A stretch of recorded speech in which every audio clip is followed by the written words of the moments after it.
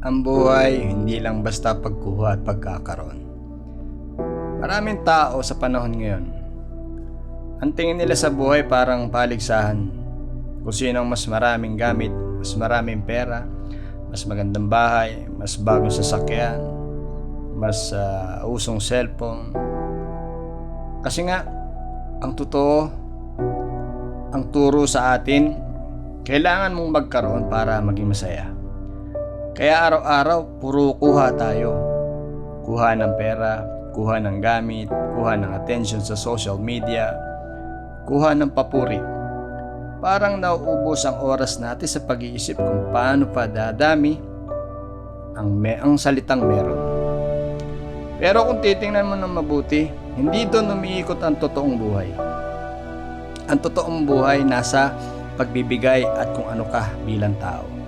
Isipin mo, halimbawa, may kakilala ka bang taong sobrang yaman, maraming sasakyan, malaking bahay, pero lagi namang malungkot?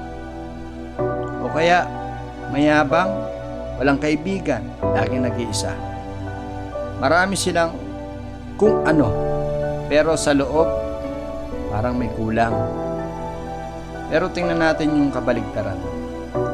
May mga taong simple lang ang buhay, hindi mayaman, hindi sikat, pero laging masaya, laging may ngiti at maraming nagmamahal sa kanila. Bakit?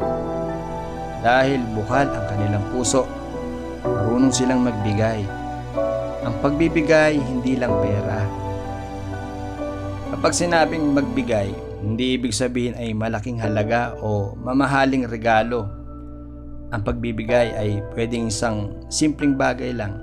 Halimbawa, magbigay ka ng ngiti sa taong malungkot, magbigay ka ng oras para makinig sa kaibigang may problema, magbigay ka ng tulong sa matanda na nahihirapang tumawid o buhati ng isang mabigat na bagay, magbigay ng pagkain sa isang batang nagugutom, magbigay ng yakap sa iyong magulang, sa iyong nanay o sa tatay. Pagkatapos ng mahabang araw, magbigay ng magandang salita imbes na paghuhusga. Lahat ng ito, walang presyo. Pero ang halaga nito sa pusong taong binigyan, napakalaki. At higit sa lahat, ang saya na dulot nito sa iyo. Hindi mabibili ng pera at ang pagiging kung ano ka bilang tao. Hindi sapat na nagbibigay ka lang para magpa-impress o para may utang na loob sa iyo ang iba. Ang mahalaga, kung ano ang anong klaseng tao ang katulad mo. Mabait ba? Mapagkumbaba? Marunong ka bang rumispeto? Handa mong ibahagi ang kahit kaunti na meron ka? O madamot ka? Puro sarili lang? Gusto laging ikaw ang bida? Sa bandang huli ng buhay natin, walang magtatanong kung kaano karami ang perang naipon mo. Walang magsasabing, "Uy, ang galing mo, 3 kotse ang nakuha mo." Hindi. Ang tatanungin ay, paano ka naging tao? May nagbago ba sa buhay ng iba nang dahil sa iyo? May napaiyak ka ba sa tuwa? May natulungan ka bang walang pera, mahirap? Kaya simulan mo na baguhin ang pananaw mo. Sa halip na puro gusto ko nito, gusto ko niyan, isipin mo rin, ano kayang pwedeng ibigay ko ngayon? Sa halip na laging kulang pa ang meron ako. Magpasalamat ka sa kung ano ang meron ka at magbahagi sa mas nangangailangan. Kasi ang buhay ay parang kandila. Ang kandila, hindi nababawasan ang liwanag kapag ginagamit mo para sindihan ng ibang kandila.